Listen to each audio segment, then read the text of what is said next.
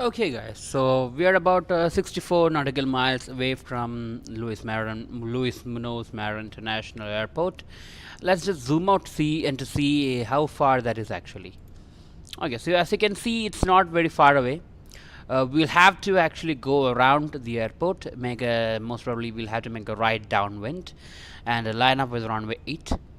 So since 60 nautical miles is not that far away when you are at flight level 150, so let's just lower our altitude. Before we descend, let's make sure we reduce our speed, guys, because the rule by FAA is that aircrafts above 10,000 feet, below 10,000 feet, must maintain below 250 knots. So let's reduce speed to 240 knots, or let's keep it at 250 so that we can descend faster. Now our airspeed is going to come down to 250 knots. Now let's start the descent to say about 10,000 feet.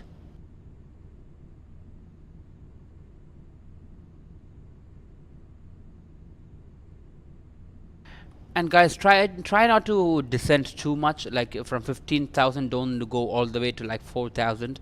Maintain a bit gap of descents, because especially if you're flying commercial plane, the passengers won't like constant descent rates unless it's the final landing approach, right?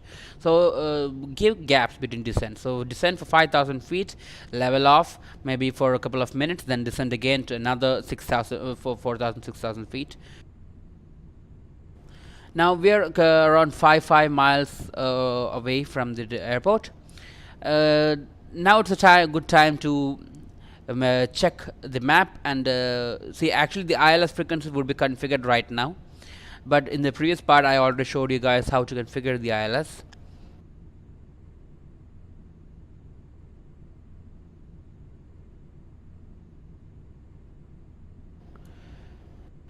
Now in this part of the flight, when you're lowering your altitude, now it's a good time to look at the knee board.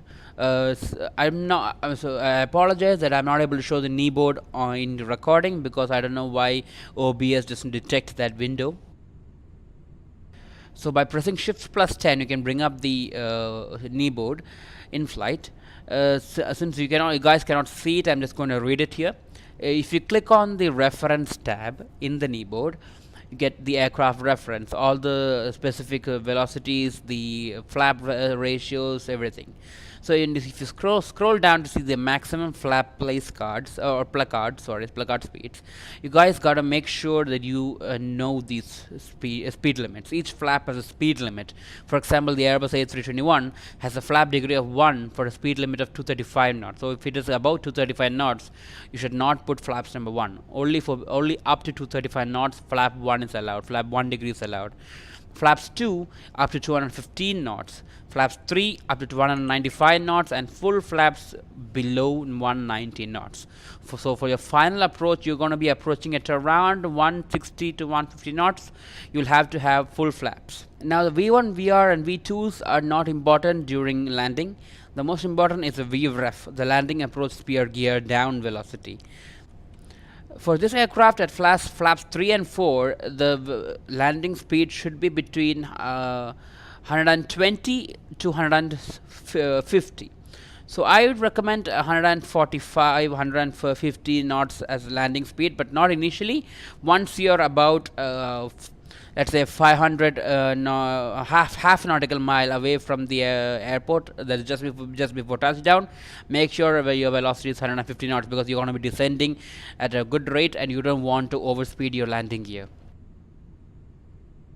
Once you've memorized or noted down all these velocities, now it's time to line up for the runway. Currently we are at around 41 nautical miles away from the runway. If you zoom in, okay, we can't zoom in right now, but currently we are at a heading of 296 degrees, but we know the runway is at around 78 degrees, I believe. 78 degrees. So it's gonna be the opposite direction. So we can't just fly towards the airport, we gotta circle around it, right? So now it's a good time to, let's say, change our heading to about from 296 degrees. So let's go to an angled approach to about, let's say, 260 degrees. So we're going to change our heading. We're going to change our heading to 260 degrees, and let's go for a right downwind across the runway. A right downwind means you're gonna be flying, the runway is going to be on your right side, and basically you'll keep taking right turns till you line up to the runway. So basically a right hand traffic pattern means you'll take off from the runway, turn right again, fly parallelly backwards, and then take another right and one more right and line up to the runway. So that's the right hand traffic pattern. Here we are having a right hand downwind to a right hand base to a right hand final, all the way to landing on the runway. Right. Now since we are very close to the runway, let's descend. Let's reduce our speed. Let's reduce our speed to around 230 knots. And if you remember correctly, at 230 knots we gotta have 1 degree of flaps. Suppose when you're dropping flaps and here you hear a warning message, that means the flap is above its velocity limit. So just make sure you either turn on the speed brakes, reduce the speed, or you just wait for the speed to come down before you turn on the flaps. Now let's descend to an altitude of 4,000. See, that is the warning message that we are going too fast for our flaps. Just pull up the flaps. See, our velocity is just about 230 knots, so let's just wait till we go down. If you're going to go down faster, it's completely harmless to use the speed brakes.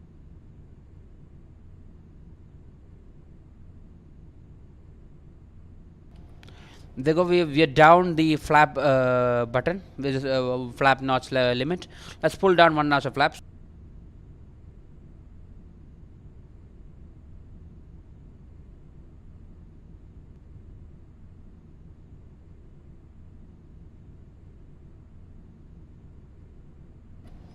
There we go.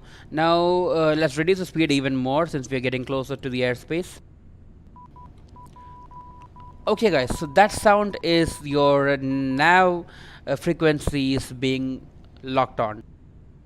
If you see, we have set nav1 and nav2 to call. Since we are around 13 nautical miles within the runways, it captured both of the ILS. So we know that we are within ILS range, so we just need to be within the 30 nautical miles range to perform an ILS landing. So we'll switch back to COM1.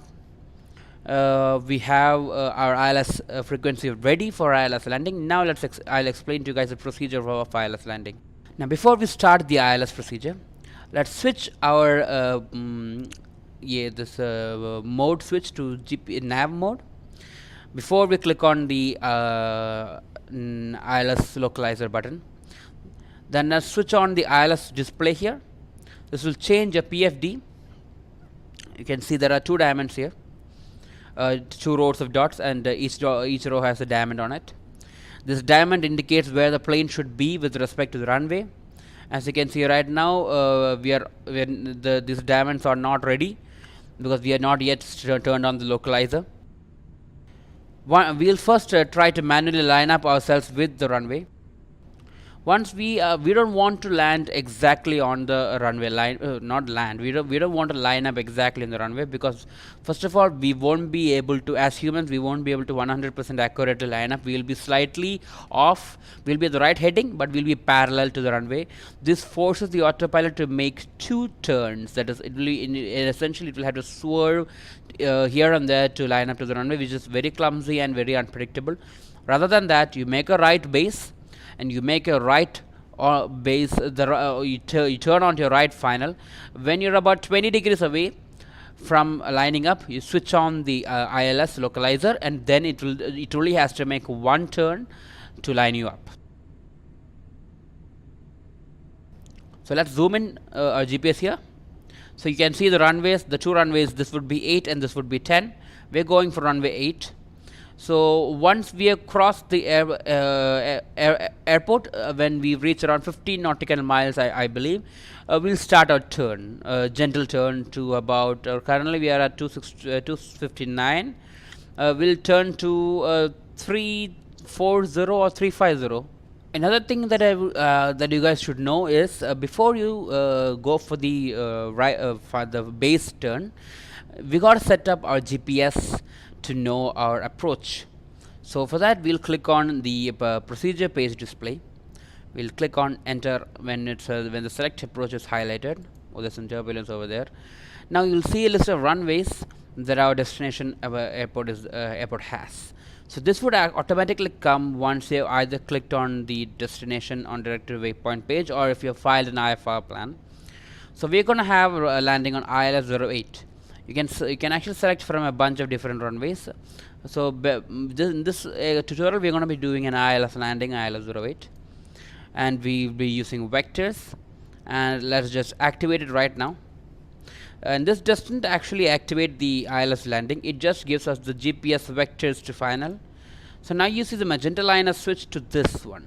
This line shows us provides us with sort of a bearing so that we can line up our aircraft. This is not the airport is around here.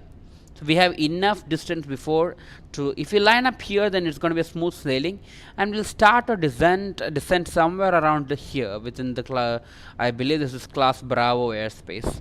Once we cross this magenta line over here perpendicularly, we'll start to make our turn.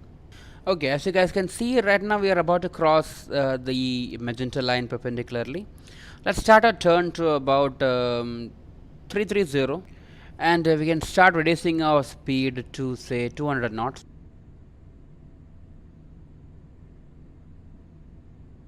It's better to reduce the speed the maximum you can. You don't want to reduce it too much, but whatever reduction you need before your final descent begins, do it before you have the pre-approach descent to from 4000 to 2700, because during that time you're gonna lose a lot of distance to the runway, and you won't be able to reduce your speed because you're descending, because when you descend automatically your nose will be pointed down by a bit by the autopilot, and that will make you gain airspeed.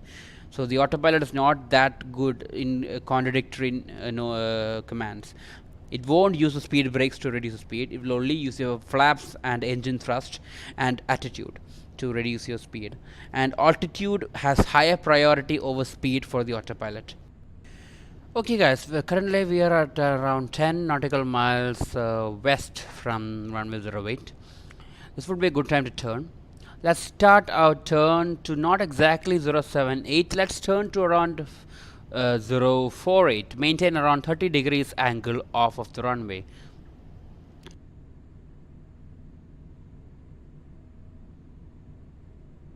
Now would be a good time to start our descent. We'll descend simultaneously to 2700, where the pre-approach descent in most cases. While we're turning, now let's switch on our nav mode before we switch on the ILS, and then we'll click on the ILS display. Now as you can see, the diamond has moved up.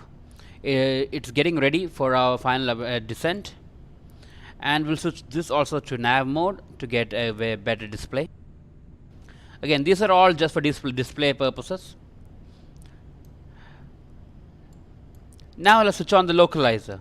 The localizer is now going to automatically, once it locks on, it's going to remove the heading control, and it's going to line us up with the runway on its own. About less than around 8 miles, it should automatically disengage and go for lining up. There we go. The autopilot the heading hold got disengaged, and the localizer is now lining us up to the runway. Now you don't need the GPS anymore. Just keep an eye on this diamond here. It's starting to drop. Reduce your speed to around 180 knots, and bring down another notch of flaps. Now when the diamond hits, the diamond shows a glide slope. It shows when you should start descending. You should start descending when the diamond hits the center of your attitude indicator. When it hits the center, you click on the approach hold button, and it will start a descent in a gradual manner to the airport. So when the diamond is just ready there we go. Now we are going to start our descent. There we go. This descent is now going to be controlled by the autopilot. It's going to line us up with the runway.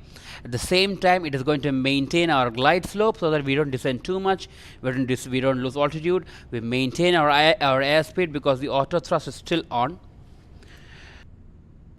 Once the approach button is clicked, all you have to do is maintain your throttle, reduce the throttle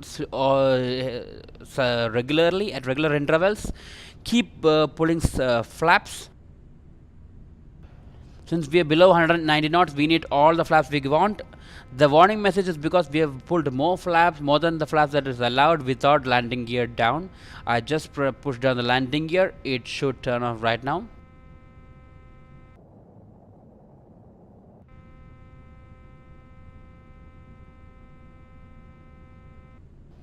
There we go. The landing gear is down. The flaps are allowed to come down to full. And we are going to cruise at around 170 knots. Let's reduce speed to 160 knots. I think it will be good enough for landing. Now we are descending around. Now, important note, guys: do not land using the autopilot completely. Once you reach about 300 feet, disengage the autopilot and the auto thrust if you need. Autopilot should be disengaged. Auto thrust you can maintain if you want. Autopilot you can disengage quickly by clicking on the Z button. The auto thrust can be disengaged or de-armed quickly by pressing on the Control plus R button. Before you click on Z button, switch to your yoke by pressing Control plus Y. Now we are in the joystick mode. Make sure your joystick is at the center and slightly just around half a centimeter down the screen to make sure you don't push your nose down. Once you're less than 300 feet, disengage the autopilot and you'll see the attitude maintains. Before you touch the ground, pull back on the yoke slightly to flare and disengage the auto thrust using Control R and bring the throttle to idle by pressing F1.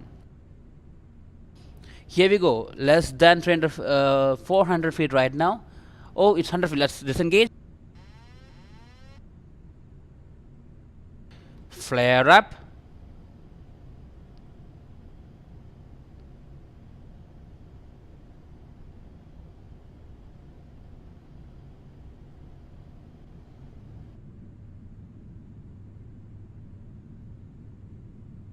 Okay, we just went off course of the runway there. No matter.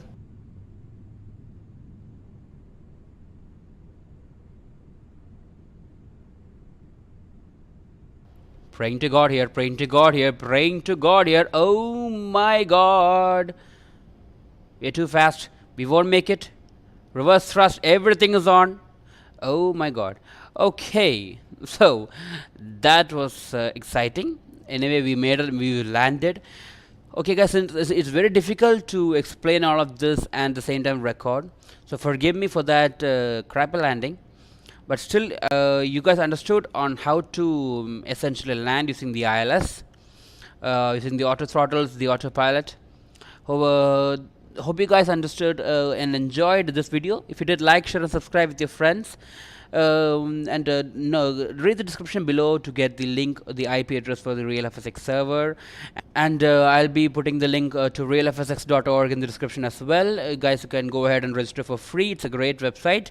You can register and they'll be hosting events and in which you can win cash prizes now and then. I use it myself and I recommend everybody to join RealFSX server. They have their own TeamSpeak channel. You go for that as well. I'll put the link to that as well in the description.